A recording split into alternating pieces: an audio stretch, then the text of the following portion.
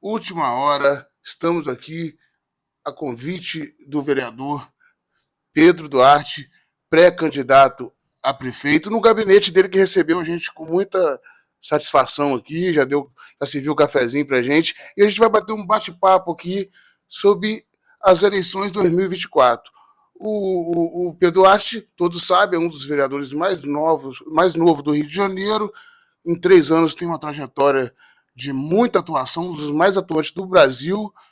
É de um partido que tem a bola jogada para cima, todo mundo sabe que é um partido novo. A história do Partido Novo é um partido democrático, um partido que não centraliza, um partido que discute as pautas principais, e é isso que nós iremos fazer aqui hoje. Pedro Duarte, primeiro, para começar, a gente queria saber um pouco da sua trajetória, o que te motivou, o que te levou à política e o que você pretende para o futuro. Claro.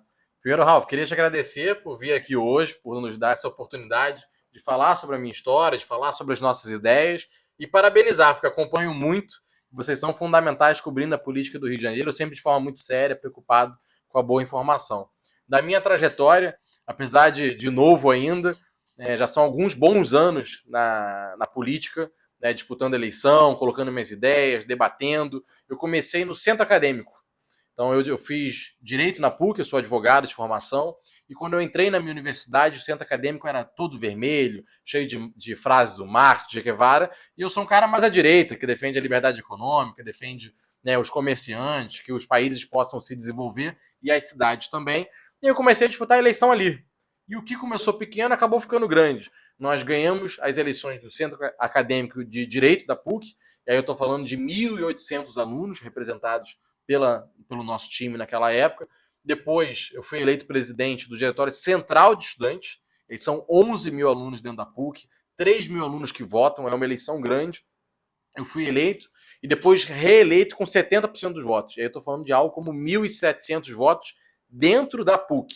E dali que deu a ideia de, talvez a gente possa disputar uma eleição na vida real, com urna eleitoral, ser candidato a vereador, com partido, porque se a gente tem 1.700 votos aqui dentro da PUC, talvez lá fora a gente consiga levar as nossas ideias para um campo ainda maior de debate, mostrar o que a gente tem para apresentar para a cidade do Rio. Fui candidato a vereador em 2016, com 25 anos, tive 4.500 votos, não fui eleito, mas fiquei numa boa suplência. Depois candidato a deputado estadual, 7.200 votos, e agora em 2020, pelo Partido Novo, tive 10.069 votos, fui eleito, e de lá para cá venho tocando o mandato aqui dentro. Mas eu tenho também pós em gestão pública, trabalhei com deputado federal, tenho já uma boa experiência dentro da política, além, a gente vai conversar aqui, do trabalho dentro do mandato, nas mais diferentes áreas da prefeitura. Ótimo. O movimento estudantil ele sempre formou, principalmente da PUC, sempre formou bons quadros políticos, bons quadros da vida social da cidade. Nós temos aí vários exemplos de várias pessoas que passaram por lá, como Felipe Santa Cruz, como o próprio Marcelo Queiroz, que foram da PUC também. Eu também participei do movimento estudantil, eu sei da atuação que é da formação política que as pessoas saem da PUC. Parabéns. Então vamos começar por uma das coisas que é o maior gargalo nas pesquisas que o povo carioca mais reclama e mais sente falta, que é a segurança pública. Nós temos aqui na Câmara, inclusive, um projeto para armar a Guarda Municipal. Qual é a sua opinião? O que pretende fazer como pré-candidato e, se for eleito, pela segurança pública do município? Não tem como falar de Rio de Janeiro sem abordar a questão da segurança pública. Hoje você falar de escola, por exemplo, vou fazer escola integral. Mas quem garante que ela vai ficar aberta no dia de tiroteio? Falar de saúde com hospitais que também são fechados por falta de segurança. Falar de transporte quando as pessoas dentro dos ônibus são assaltadas. Então hoje não falar de segurança a nível da prefeitura é uma irresponsabilidade, porque todos os serviços municipais, todos os serviços públicos hoje são afetados pela falta de segurança. E aí do papel da prefeitura, ainda que, claro, a grande responsabilidade esteja no governo estadual, as prefeituras têm sim que assumir um papel com relação a isso, E o prefeito Eduardo Paes, o atual prefeito, quando ele joga a responsabilidade, ele está cometendo um grande erro. Porque eu visitei a prefeitura de São Paulo, visitei a prefeitura de Belo Horizonte, que são duas grandes capitais, duas grandes cidades parecidas com o Rio de Janeiro nos seus desafios, e lá nós temos guardas municipais armadas. A de São Paulo, desde o início, na final da década de 80, quando ela foi criada, já era uma guarda armada, 7 mil homens armados. Em Belo Horizonte, uma guarda menor, 2.300 homens, mas a cidade também é menor, quase todos eles armados, de 2016 para cá. Antes não tinha, a prefeitura mudou esse entendimento, e dos 2 casos que eu vi é que faz uma diferença muito grande, claro, com o devido treinamento, preparo, formação. Ninguém está falando aqui de pegar um guarda que nunca andou com uma arma, dar uma arma na mão dele e desejar boa sorte. Isso seria uma irresponsabilidade com a cidade e com esses guardas. Como é feito? Convênio com a Polícia Federal, mais de 400 disparos tem que ser feito para aquele guarda estar preparado. São quase 200 horas de formação e todo ano 80 horas de curso de atualização. Então, de fato, mas quando a gente dá o preparo, a gente qualifica essa guarda municipal, dá as condições de trabalho, de viatura, armamento, colete, faz muita diferença. Você vê agora, essa semana, Ralf, 3 arrastões em 3 dias na Pastor Martin Luther King. Em Belo Horizonte, eles pegaram esses eixos onde tinha esses problemas e quem faz o patrulhamento é a guarda municipal. É uma via da cidade. É uma via importante que o prefeito não pode ficar o quê? Ligando. Governador, por favor, coloca a patrulha lá. Ele tem que ter autonomia. Eu vou colocar a minha patrulha lá. Inclusive, em Belo Horizonte, os guardas, eles entram nos ônibus e andam nas linhas para garantir que não vai ter assalto dentro dos ônibus. Então, e aí a Prefeitura de Janeiro diz que não pode fazer nada. A gente falar de câmara de vigilância, a gente falar de mancha criminal, tem muitas pautas aqui, mas a Guarda Municipal Armada ela é fundamental para ser um instrumento de autonomia do prefeito, para que o prefeito não seja um cara que fica cobrando do governador. E o prefeito já está no 3º mandato. Qual é a razão que você acha que ele ainda não atuou firmemente nisso, sendo que o Rio de Janeiro, principalmente, é a porta de entrada do Brasil para o mundo? Todo mundo conhece o Brasil pelo Rio de Janeiro. Na minha opinião sincera, medo. O prefeito tem medo de entrar nesse assunto, não resolver e passar a ser cobrado. Então ele prefere dizer, nem me cobrem, a culpa é do governador. Porque a partir do momento que ele assumir essa responsabilidade, ele passa a ser cobrado por ela. Mas, sinceramente, não dá mais para continuar terceirizando essa responsabilidade. Aí ele vai dizer, tem uma lei que proíbe. Tem uma lei aqui na Câmara, uma lei municipal que proíbe que a Guarda Municipal use arma de fogo. Agora, eu já vi o prefeito aqui aprovar reforma da Previdência, que precisava de maioria absoluta, já vi mexer na lei orgânica.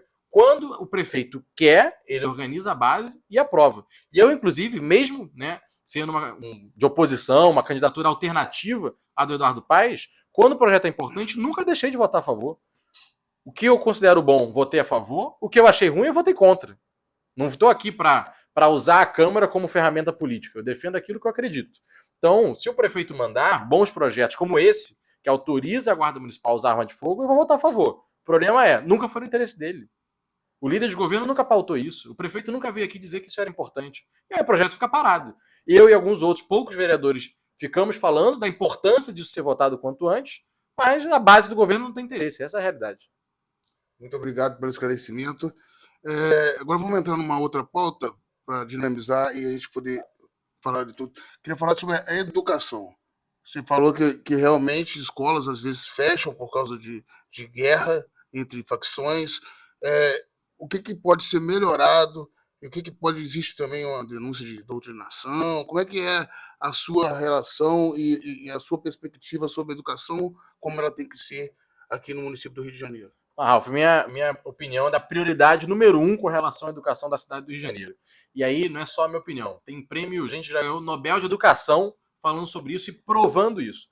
Os anos mais importantes na formação de uma pessoa, na sua educação, na minha, na sua, na de todo mundo, são os primeiros anos. Então, que você vê a capacidade que uma criança tem de aprender a falar. Imagina, um bebê vê a gente falando e começa a falar. Você, para ser bilíngue, aquela coisa, fala 2 línguas com naturalidade. A gente sabe, tem que aprender pequeno. Olha o quão difícil a gente aprender uma nova língua, vai aprender o inglês, aprender o francês, o espanhol mais velho. Porque a capacidade que um cérebro tem de absorver nos primeiros anos é impressionante.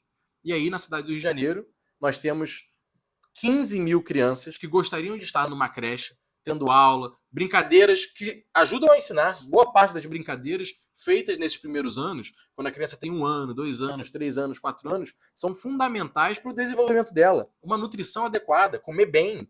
Comer bem faz diferença na formação do cérebro, no crescimento da criança. E aí hoje no Rio de Janeiro, mais uma vez, nós temos mais de 10 mil crianças que gostariam de estar numa creche e não estão. Enquanto isso, a prefeitura gastando dezenas de milhões de reais com publicidade para fazer propaganda. Quer propaganda melhor do que usar esse dinheiro para fazer uma creche? A gente pode falar tranquilo que a gente não tem propaganda. Exato. Mas aí poderia dar vários exemplos aqui, ó. Peguei esse exemplo, mas já denunciei programas de funcionários fantasmas. Pega uma estatal chamada Rio Eventos, mais de 200 pessoas nomeadas, uma estatal que não funciona. Então, cada recurso desse, cada centavo desse, se fosse para a creche, e são anos que não voltam. Quando essa criança passa dos 2, 3, 4 anos, chegou nos 6 e não sabe ler direito, aquela formação não volta. Aqueles anos foram perdidos. Então, a minha prioridade 01 para a educação é a questão de zerar a fila da creche. Toda família, toda criança que quiser ter uma vaga na creche, vai ter uma vaga na creche. Porque isso é bom para a criança e bom para a família. Sobretudo para as mães, que sabemos, muitas delas são inclusive mães solteiras, que não têm onde deixar os seus filhos, aí deixa com uma irmã, com uma prima, com um vizinho, com um amigo. Tem 11 milhões de mães solteiras no Brasil. Né? Exato, é um problema muito grande. E no Rio de Janeiro, com essa questão da segurança, que muitos homens jovens morrem, você pega de 18 a 25 anos, né, sobretudo nas pessoas mais pobres, infelizmente, nós temos uma criminalidade muito alta que leva à morte de muitos homens precocemente, que muitas vezes já são pais. E aí essa criança fica sem pai, a mãe sobrecarregada, e o poder público deveria estar ajudando com uma creche, ajudando a mãe e ajudando a criança, qualificando, formando ela, deixa mais de 10 mil dessas crianças sem vaga em creche. E, sinceramente, esse é o número oficial. Na minha opinião, é mais. A gente está falando aí de 20 e poucos mil crianças que poderiam estar numa creche e não estão. E a merenda? A merenda também nós temos vários problemas com relação a ela. Agora, e é muito importante porque imagina, hoje, para muitas crianças, a creche ou a escola é o lugar onde ela vai comer melhor do que em casa. Melhor do que em casa. Então é muito importante que a prefeitura garanta uma merenda de qualidade. Isso, imagina isso. Essa criança, inclusive isso eu visitei já, Ralf, muitas escolas, muitas creches. Olha que doido e triste. A criança, quando ela volta das férias, ela volta mais magra do que ela saiu. Por quê? Porque naquele 1 mês, 2 meses que ela fica sem aula, ela come menos ou pior em casa do que ela come na creche, do que ela come na escola. Então o poder público não é só, eu tenho que oferecer uma comida para ele não ficar... Não, o poder público tem que entender que para muitas famílias ele é a melhor alternativa de comida, de nutrição que aquela criança tem. Então a gente não pode dar mole com a merenda escolar. Não pode. Tem que ter essa visão de que é ali que essa criança vai aprender a comer bem, de que ela vai ficar bem alimentada, de que, infelizmente, muitas vezes, até a gente tem que pensar nas férias como vamos apoiar a nutrição dessa criança, sabendo de que ela volta pesando menos do que ela saiu. Sendo que ela cresceu. Em 2 meses, toda criança é para estar sempre ganhando peso. Né? Idealmente é para estar ali, que está crescendo, está ficando mais velha, está ganhando altura, tem que estar pesando mais, e não menos.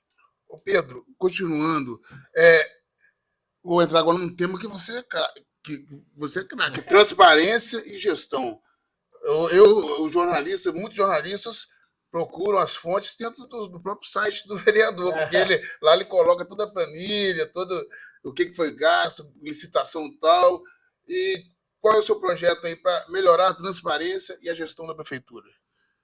É muito óbvio, o primeiro dele, você, Ralf, como jornalista, quem estiver nos assistindo, quiser procurar por conta própria, sabe bem.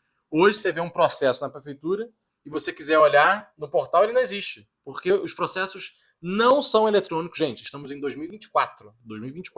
E os processos na prefeitura do Rio de Janeiro não são eletrônicos. Eu pego pelo Diário Oficial, que eu vou acompanhando, Ralf, e aí eu vejo lá um processo. Eu falo com a minha equipe, a gente tem que pedir cópia. Cópia, processo físico. Tem que ir lá na prefeitura pegar a cópia. Ou tem que pedir para eles escanearem. Aí a prefeitura demora. Ah, Pedro, estão escaneando. São mais de 2.000 folhas. Escaneando. Então imagina que alguém tem que parar para ir escanear um processo em 2024.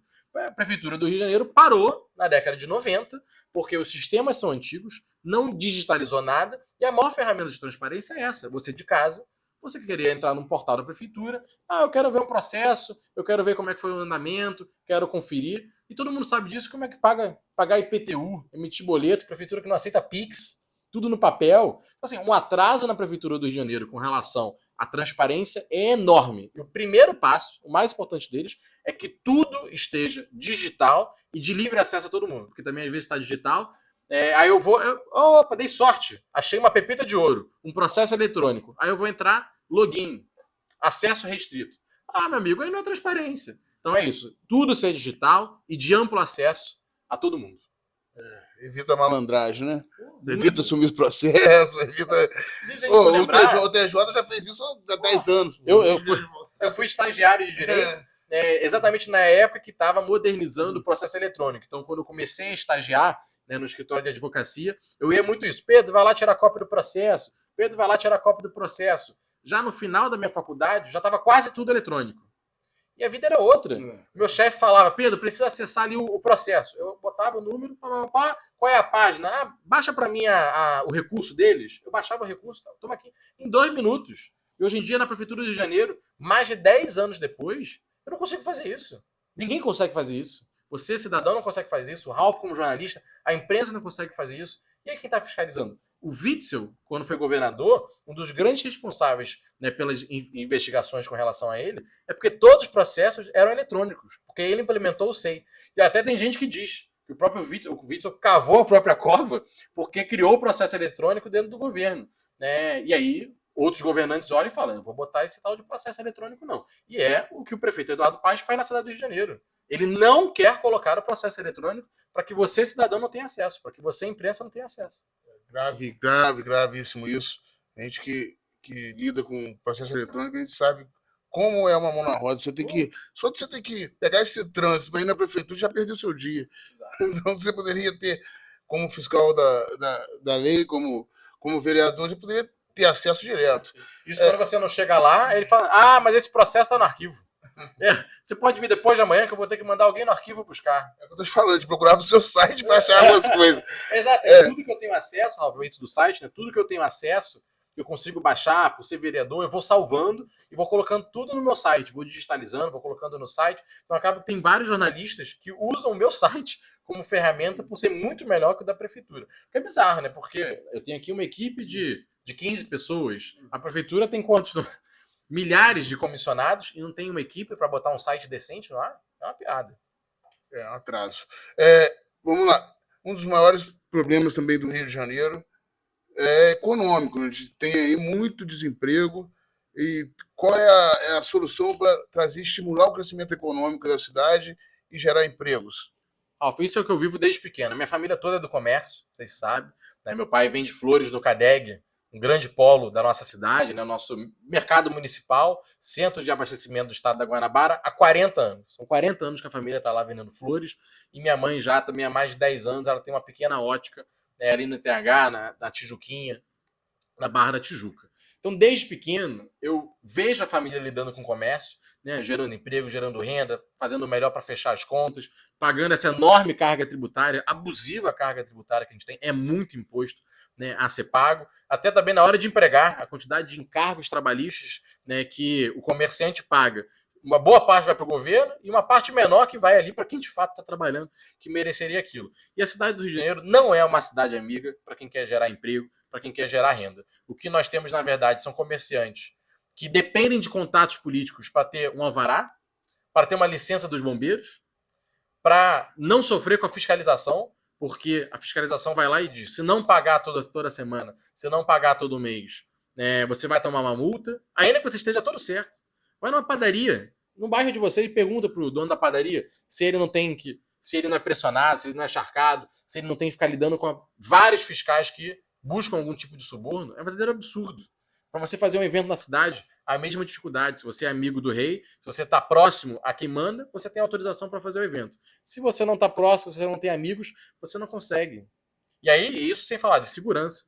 Milícia, tráfico hoje também, que o tráfico passou a adotar práticas de milícia.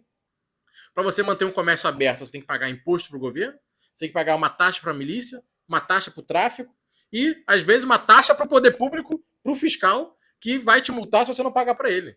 Então, meu amigo... E ainda competir com o informal, né? E ainda competir com o informal. E ainda aparece na frente da sua loja alguém vendendo óculos igual a você, vendendo o mesmo amendoim que você vende, vendendo o mesmo biscoito que você vende, de uma carga que muitas vezes é roubada. que é outro problema sério da nossa cidade. É você trazer para a cidade do Rio de Janeiro, frete é caro e o seguro é caro, porque trazer carga para a cidade do Rio de Janeiro é um perigo. A Avenida Brasil, né, Arco Metropolitano, Dutra, são vias em que as pessoas não têm segurança, seja a gente, né, como cidadão na hora de circular, não tem segurança de passar lá de madrugada. Pergunto se alguém se sente tranquilo de passar 2 da manhã no Arco Metropolitano. É coisa de louco. E a carga é a mesma coisa. O caminhão, toda hora tem assalto, toda hora tem roubo. E aquela carga é roubada e ela é vendida na porta do comércio formal disputando com ele. O micro-ondas na metade do preço, a geladeira na metade do preço. Como é que disputa com isso? Vou aproveitar seu gancho, já vou entrar no outro tema. Você falou da Avenida Brasil, a questão da mobilidade urbana e do transporte público e das concessões, que sabe que os ônibus municipais é uma concessão que o município dá para eles, e sobre as concessões também, que se pode falar que a prefeitura possa ter alguma intervenção ou pedir ao Estado que intervenha, que é de água, luz, sobre esses serviços que o prefeito pode ajudar a melhorar. Vamos lá, focando no transporte. A gente sabe muito bem que transporte de massa, que carrega muita gente, que tem capacidade de fato fazer uma metrópole como o Rio de Janeiro, como São Paulo, como Buenos Aires, as grandes cidades do mundo têm, é trem e metrô, é transporte sob trilho. Ônibus não dá conta. Mesmo o BRT, né, que é um ônibus biarticulado, com via especial, mesmo esse é um transporte de média capacidade. Alta capacidade, transportar centenas de milhares de pessoas, é trem e metrô. E o que a gente vê? A gente tem um metrô muito pequeno, que cobre uma pequena parte da cidade, inclusive as regiões mais populosas, como a Zona Oeste, Jacarepaguá, seja a Zona Oeste, né, Bangu, Realengo, Campo Grande, seja a parte de Jacarepaguá, não tem metrô nenhum. E quando a gente vai falar de trem, o trem, na década de 80, Ralf, transportava mais de 1 milhão de pessoas. E hoje não transporta nem meio milhão. Caiu. O transporte de trem caiu. Mas por quê? O trem demora. O trem hoje tem estações que estão sob o controle do tráfego. Tem problemas de roubo de cabo. Toda hora ele desliga. Então as pessoas perderam a confiança no sistema de trem. E aí o poder público, ao invés de focar em recuperar o trem e expandir o metrô, como São Paulo faz. São Paulo vai inaugurar 3 estações de metrô esse ano. E o Rio de Janeiro? Qual foi a última estação inaugurada? É o Chacrinha falava, nada se cria, tudo se copia. Se deu certo em São Paulo, se dá certo em Paris, se dá certo em Londres, por que o Eduardo Paes escolheu o transporte sobre 4... Aí ele vai dizer, não, porque era responsabilidade do governador. Mas a prefeitura, dado que a linha de trem é dentro da cidade do Rio de Janeiro, a linha de metrô é dentro da cidade do Rio de Janeiro, por que ele não procurou o governo estadual e falou, governo, ok, você está quebrado, está sem dinheiro, mas eu tenho recurso aqui. Como é que a gente pode fazer uma parceria, juntando privado, juntando governo, juntando prefeitura, para expandir o metrô e expandir o trem? Mas nunca procurou. E aí, Ralf, eu não vou nem citar Paris, Londres, Tóquio, parecem exemplos muito distantes. Eu já fui a Lima e fui na prefeitura de Lima, Peru, um país muito mais pobre que o nosso. E lá eles organizaram uma autoridade metropolitana, ou seja, uma autoridade que junta governo estadual, junta as prefeituras e junto eles investem no sistema de transporte. Porque vamos reconhecer, Pavuna, São João de Meriti, qual é a diferença entre os dois? Mas a prefeitura de São João de Meriti não consegue ajudar a prefeitura do Rio e o governo estadual juntos a pensarem o transporte. E a realidade é quase tudo uma grande cidade. Se juntar Rio de Janeiro e Baixada Fluminense, é quase tudo uma grande cidade, que tem que pensar o transporte de uma forma só e financiar o transporte de uma forma só. Mas hoje não tem. Você tem o bilhete único estadual, você tem o bilhete municipal, você tem as linhas municipais, as linhas intermunicipais e as coisas não se conectam. E quem é que paga o pato, como sempre? É a população, que pega um transporte ruim, que não tem um trem de qualidade, que o metrô não chega perto num bairro minimamente próximo dele e que os ônibus são dominados por uma máfia. Essa é a triste realidade do Rio de Janeiro. E a gente tem informação que essa questão da Brasil deu um engarrafamento de mais de 100 quilômetros. Qual é a solução para esse problema que foi criado? O prefeito travou a cidade nessa escolha dele de colocar tudo dentro da Avenida Brasil, que é uma artéria de entrada da cidade. É por onde entra a nossa carga, caminhões que abastecem a cidade do Rio de Janeiro. É uma das principais vias de conexão da Zona Oeste e da Zona Norte do Rio de Janeiro com o centro, onde é o polo de empregos da cidade do Rio de Janeiro, mesmo com a queda que o centro teve, não é mais aquele centro da cidade de 10 anos atrás, mas ainda é o bairro que mais gera empregos para a cidade do Rio. As pessoas querem vir para cá. E muitas vinham pela Brasil. E aí você tem o trem, que é o que eu estou dizendo, o trem, você pega o trem desde a Zona Oeste até o centro da cidade. ele vai quase que paralelo à Avenida Brasil e ao BRT. E aí o que a prefeitura fez? Ao invés de procurar o governo do estado para recuperar a linha de trem e voltar a ter o transporte de 1 milhão de pessoas, como fazia na década de 80, e trabalhar junto, não, eu vou fazer um modelo paralelo. Eu vou criar um BRT paralelo à linha de trem e, na verdade, eu vou tirar pessoas da linha de trem, ou seja, eu vou jogar essa empresa que já está com dificuldade ainda mais no buraco, eu vou dificultar o trem e vou tirar 2 vias que hoje são utilizadas por carros e por ônibus para botar o BRT exclusivo.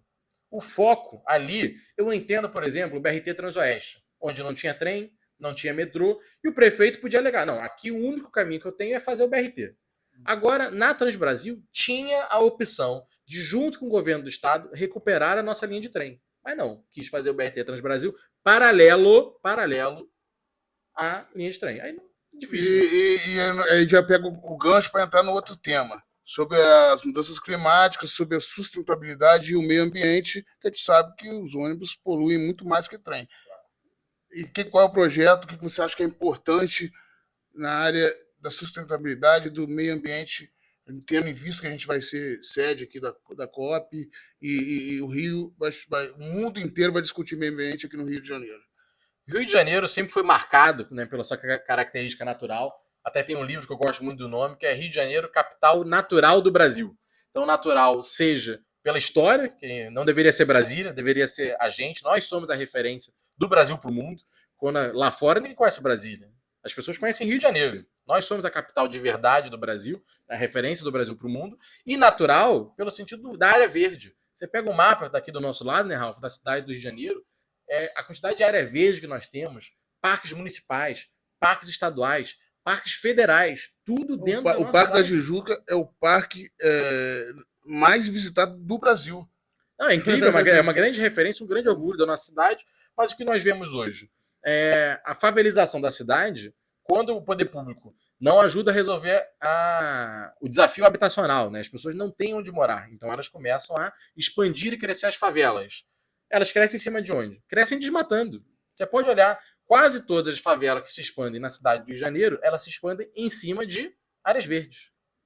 Você vai pegar a questão, por exemplo, do transporte, o Rio de Janeiro, quando as pessoas deixam de andar de trem para andar de carro ou para andar de ônibus, é isso, é mais gás carbônico, é mais poluição, é um ar de menor qualidade que nós temos, porque o transporte de trilhos polui muito menos do que o transporte de ônibus e de carro. Além de ser um inferno, né? Você ficar parado ali naquele engarrafamento, 1 hora e meia, 2 horas, seja dentro do ônibus, seja dentro do carro, até você sente que o ar está meio pesado, que aquilo é desagradável. Então, como cidade, primeiro, a gente tem que ter uma política habitacional para que as pessoas tenham lugares para morar ao invés de desmatar para construir. A favelização, né, além de ampliar o território, que acaba sendo controlado pelo tráfico, pela milícia, ele é ruim para a pessoa, porque ela, no geral, não tem água encanada, não tem esgoto tratado, muitas vezes está sob risco, vem uma chuva forte, né, e o barraco é destruído. Então nós temos que ter uma política habitacional e acredite, isso é uma política ambiental. No caso do Rio de Janeiro, as pessoas não expandirem as favelas é a melhor política ambiental que nós podemos ter. Pode pegar. O Rio de Janeiro, né, a gente vai pegar a Amazônia, as pessoas desmatam para, sei lá, para plantar, para criar gado. O centro-oeste brasileiro do Rio de Janeiro, o maior desmatamento que nós temos é para a expansão irregular das favelas. Então, já que estamos falando de favela, vamos falar da desigualdade social. Nós temos visto aí o que virou as calçadas, principalmente aqui do centro, da Zona Sul, no Rio de Janeiro. O que você pretende fazer para minimizar essa questão da população mais vulnerável e igualar aí o projeto de inclusão social e de política social? O Eduardo Paes fugiu desse assunto ao longo de todo o mandato, né? Ficava dizendo: eu não posso fazer nada, estou de mãos atadas, porque a defensoria me impede, porque tem uma resolução que me impede. E eu fui ler a resolução. O que diz lá? Você só pode fazer a internação compulsória, que muitas vezes é o caminho necessário para pessoas que já são viciadas, já perderam o controle de si. E quem anda pelo centro da cidade, sobretudo a região também perto da Brasil, Bom Sucesso, Olaria, a Grande Leopoldina sofre muito com isso, porque as cracolândias que nós temos na cidade, elas estão muito próximas da Brasil. É muito ali naquele entorno. E aí aquela pessoa, né, ela sai da Brasil e entra por esses bairros. Então não tem erro. Olaria, Ramos, Bom Sucesso são hoje os bairros que mais sofrem com esses viciados. E o caminho é a internação compulsória. Essa pessoa não tem mais controle dela. A saúde mental dela está completamente comprometida. E a resolução da Defensoria, a lei federal diz que pode fazer internação compulsória desde que tenha laudo médico. Aí eu fui na prefeitura.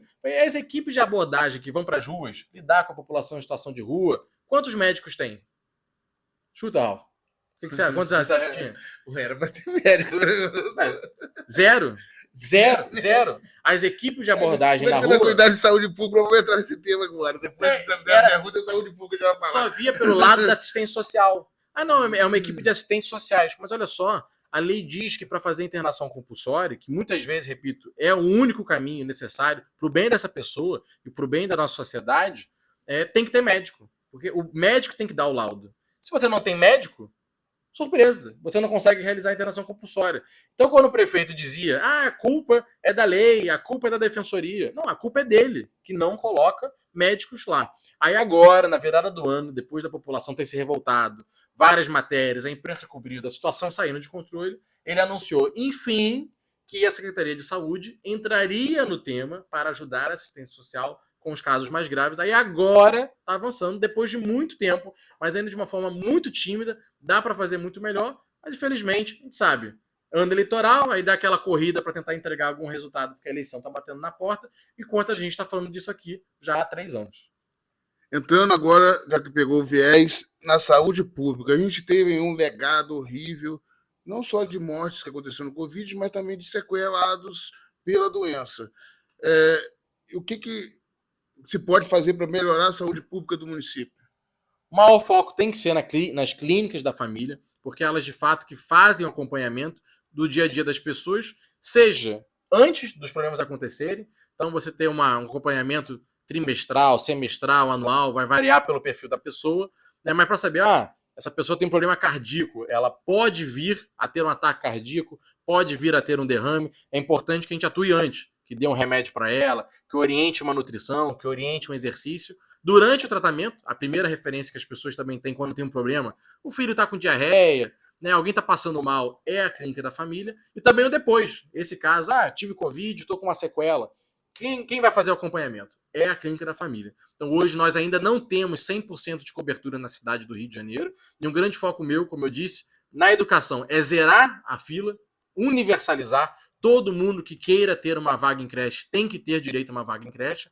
E toda a população do Rio de Janeiro, 100% dela, tem que estar coberta por clínicas da família, porque no primeiro atendimento, antes, durante e depois, é a melhor referência que a população pode ter. Cirurgias complexas, muitas vezes tem muita gente que nem precisa ao longo da vida, é um dever estadual, a prefeitura também, claro, tem que ter um papel com relação a isso, né? Mas 95% das pessoas é o que elas precisam, de uma clínica da família para resolver os problemas ali do dia a dia, né? Da criança que está passando mal, um idoso teve um tombo, comeu alguma coisa errada, teve uma infecção. Uma parte dos problemas que nós temos no nosso dia a dia são esses, né? Ao longo do ano, ao longo dos anos. Então é um absurdo que a gente ainda não tenha numa cidade que tem 38 bilhões, com B de bola, a gente até perde a noção quando coloca na conta, né? Tanto zero, 38 bilhões, e até hoje existem pessoas que não têm cobertura nenhuma de clínica da família. Ótimo. Nós falamos já de saúde, educação, segurança pública, gestão, transparência, emprego, crescimento econômico, meio ambiente, inclusão social, sobre a questão dos serviços públicos. Agora, para finalizar, nós vamos falar do Rio de Janeiro é o tambor do Brasil. A cultura do Rio de Janeiro, o lazer do Rio de Janeiro espalha-se pelo Brasil todo. Tanto é que os maiores, quase 50% dos projetos da Lei Rouanet são focados aqui nessa região sudeste, no Rio de Janeiro principalmente. Carnaval, eventos musicais, religiosos, Réveillon e turismo. Fala um pouco do que pode ser feito para melhorar.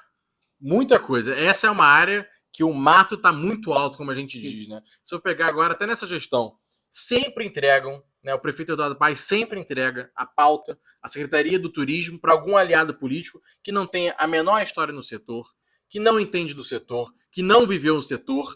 E aí fica muito difícil você pensar uma política, né, de turismo correta. A gente estava falando aqui, por exemplo, da Floresta da Tijuca, né, que é o parque mais visitado do Brasil. Eu fui lá recentemente, fui inclusive de bicicleta para ver todo o parque, exercício que eu gosto de fazer no final de semana pela manhã.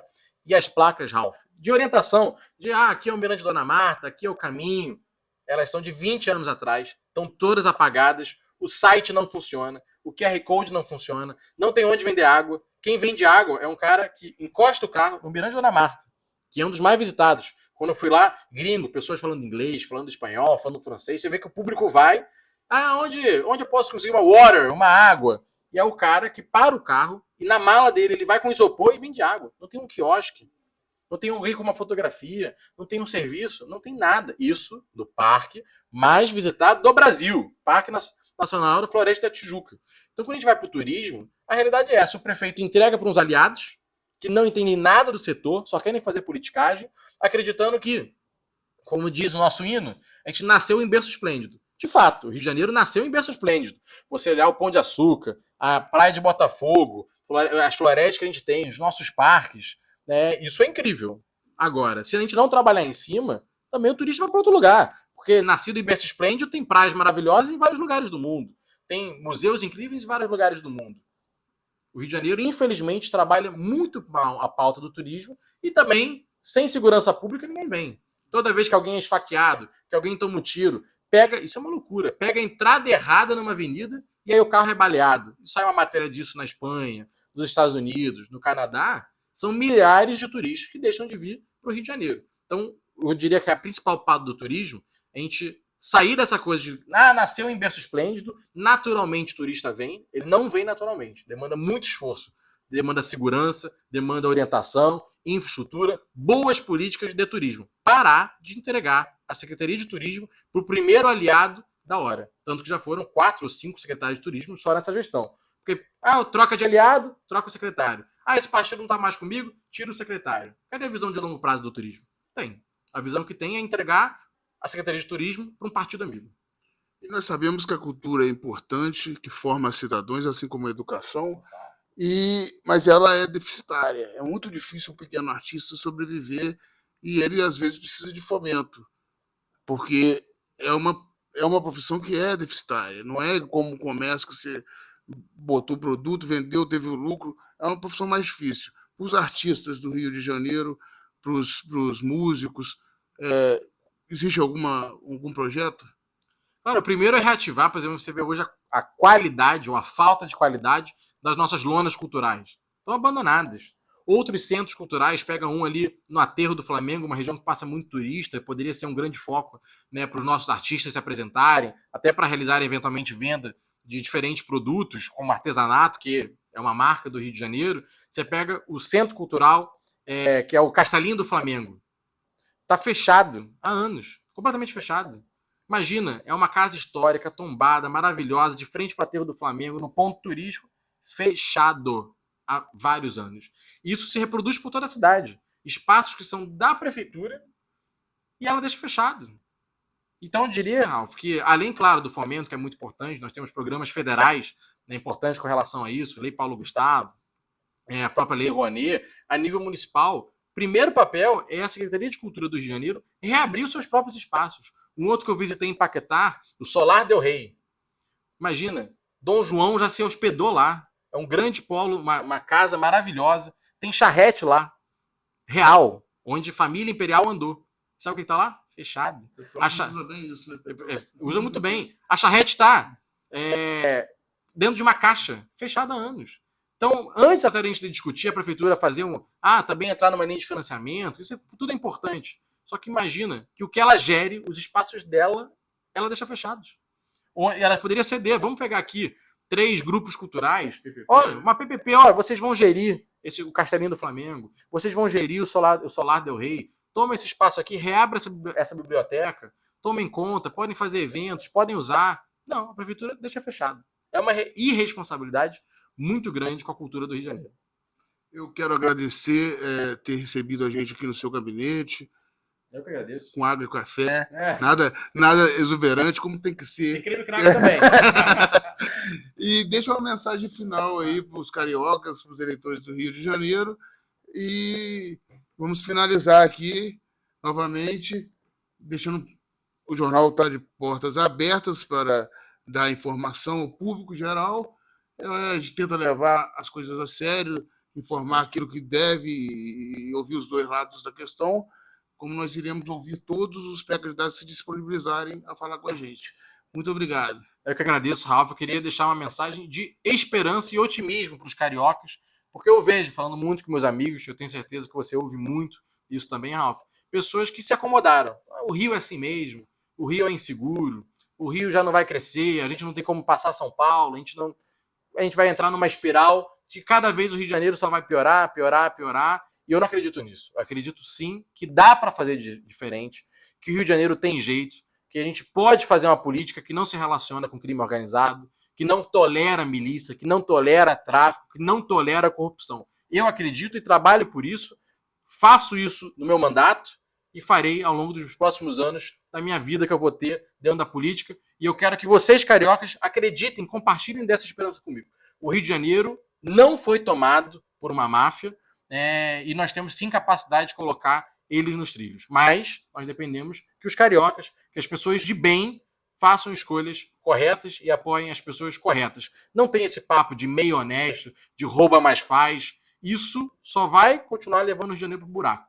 A gente tem que apostar em quem de fato é honesto e quem de fato vai trabalhar de forma correta, sem se relacionar com as máfias que existem hoje no Rio de Janeiro e que não podem tomar a cidade da gente. A cidade é do carioca, não da máfia. Muito obrigado. Última hora, notícia levada a sério.